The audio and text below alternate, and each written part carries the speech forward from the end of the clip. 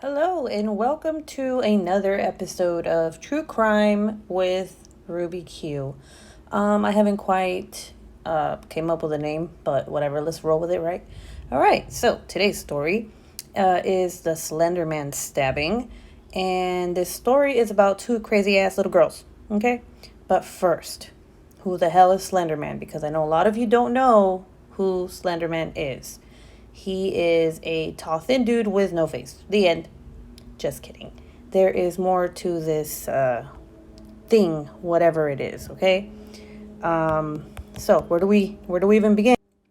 All right. So Slenderman is a fictitious character. Sorry, I don't know why I paused. He's a fictitious character that like some lonely guy created on the internet in 2009. He is this very tall, thin, slender thing. I wouldn't even say it's a man, but okay.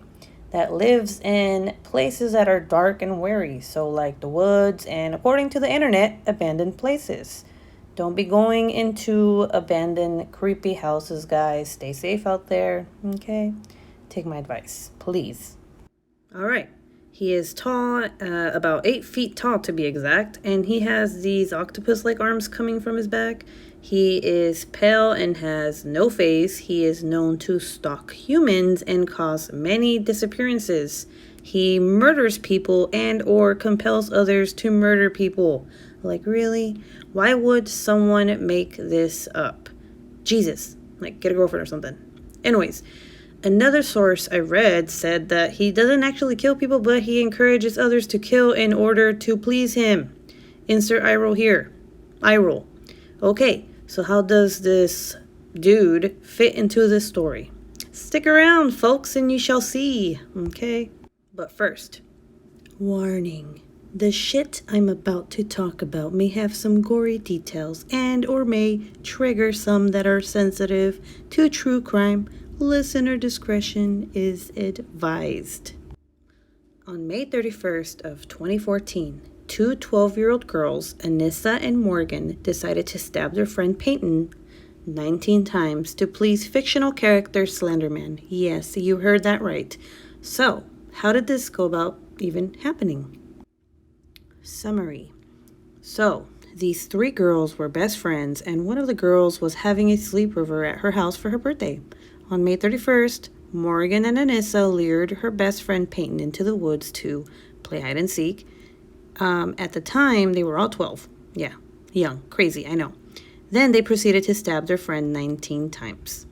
Okay, I will always summarize what this is about before you dive in, because once you're in, there's no getting out, okay? All right, so let's rewind back in time to when these girls met. In 4th grade, okay, because that's when they met. Well, at least two of them. All right, so in 4th grade, Peyton becomes friends with Morgan when she noticed that she was sitting alone.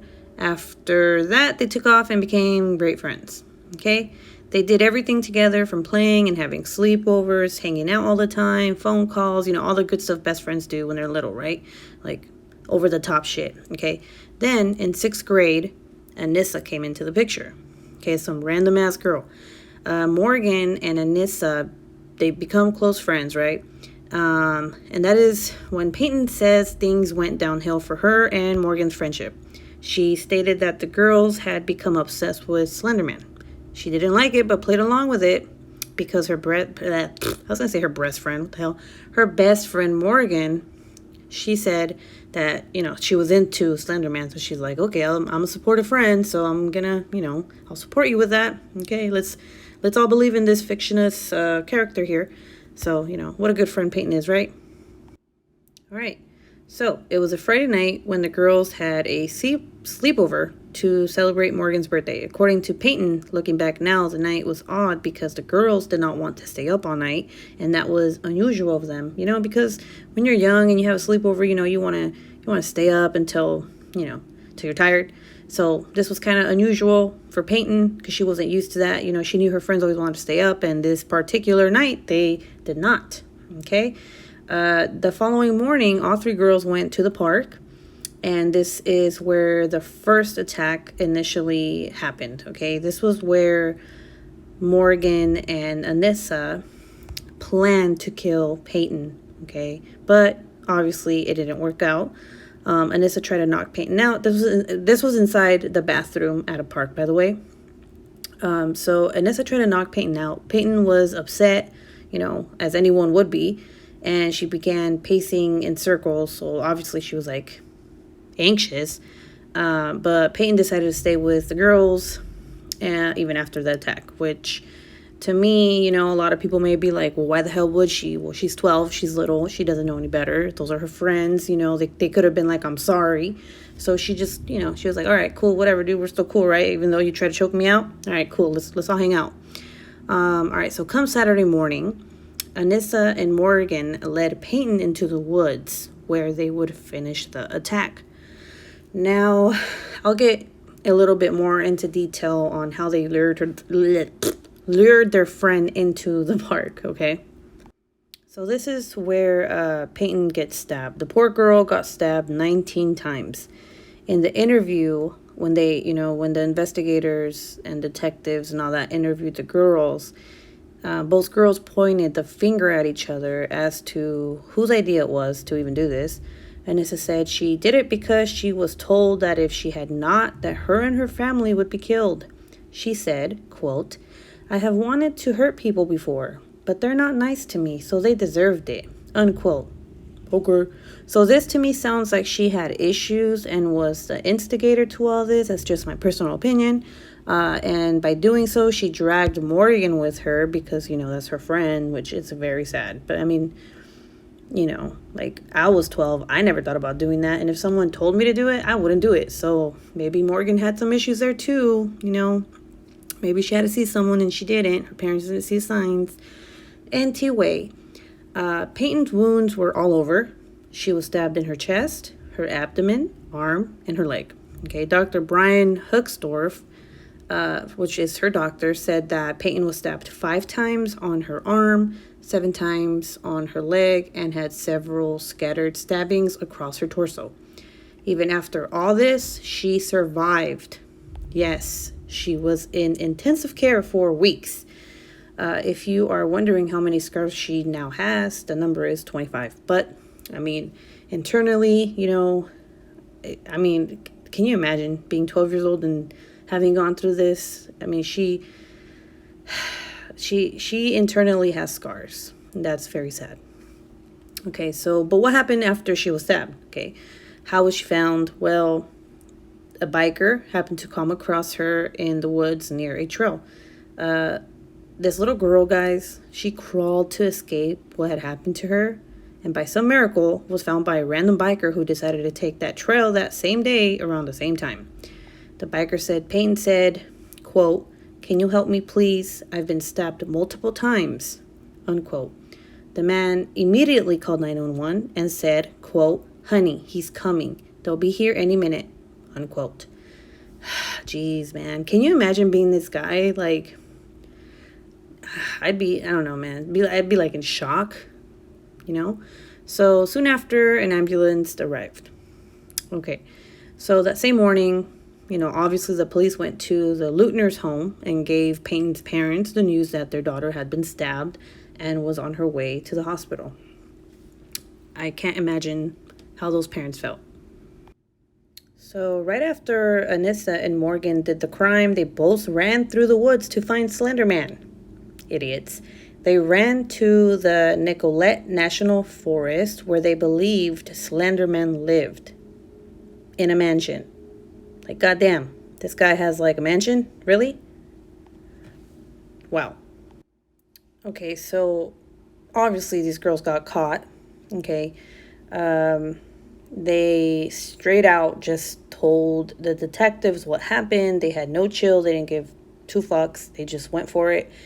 And their responses to the questioning that, was going on, I guess you can say, the questions that the detectives were asking, their answers were so blunt that I'm not even going to put it on here. I want you guys to Google that because it's very disturbing for a 12-year-old to say the things that they said.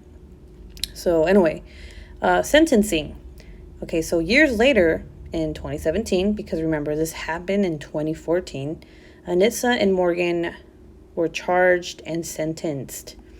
In December of 2017, Anissa received the maximum 25 years in a mental health facility after pleading guilty to being an accomplice to second-degree intentional homicide. In February 2018, Morgan received 40 years in a mental hospital after pleading guilty to attempted first-degree intentional homicide. So they are both where they belong. All right. Peyton appeared in the 2020 docu-series show, or just show, whatever, on ABC, and spoke for the first time after the stabbing. She stated that she had come to accept her scars as they are now a part of her. That's so sad. So apparently Peyton actually received a letter from Morgan that said, "I wish I had words that could make everything better, but I don't. So all I can say is how sorry I am, and I can promise you not a day will go by that I don't regret what I did. Stay strong." Wow. I can't even imagine what this girl felt when she read this. I personally would have felt very disgusted. Like, really? Anyway, so the two girls later stated that they were going to kill Peyton in her sleep during a sleepover, but then I guess they decided not to, and then they decided they would do it in the park bathroom, which was a failure. So they would then later on tell Peyton that they were going to play hide and seek in a wooded area, and that's what they did. They told her, "Hey, we're going to play hide and seek, go whatever in the woods," and they pinned her down. Well, actually, Morgan pinned her down, I believe. And Anissa just watched Morgan stab, Peyton to death, or trying to, at least to death. They thought she was dead, and they told her while she was laying on the floor bleeding that they were going to help her, but they didn't. They actually ran off. But Peyton didn't know that, and she wasn't about to trust these people who just stabbed her, so she started crawling her way out, and luckily some guy found her, She mentions that when she was stabbed, that she didn't even feel anything, because her body went into shock, So that's pretty fucked up. All right, so yeah, that's the story. I know it's only a 12-minute story, but now I'm going to give you my opinion on all this, and these girls are fucking crazy, okay? First of all, like, what the hell was going through this girl's mind? Like, initially, this Anissa girl was the one who started all this crap, right? She dragged Morgan in it, and then Morgan told Peyton about it, and Peyton was like, "Okay, fine, I'll believe in him too, But so this girl Anissa, she probably had like mental issues. I couldn't find anything on her life, so how she grew up, how her parents were with her. But, I mean, maybe that's a factor into why she thought the way she did. But then again, Morgan, when they interviewed her, she was like saying all this stuff. Like, "Yeah, I did it. Okay, cool, dude. Whatever." Like, she didn't care. So maybe she did that for attention because she knew she was in deep shit anyway. So she was like, "Fuck it, whatever." Which the attention that she wanted, she received because it was all over, the media. But, I just feel like these girls were really mentally unstable, and unfortunately Peyton had to suffer through what she did. I don't know. What do you guys think?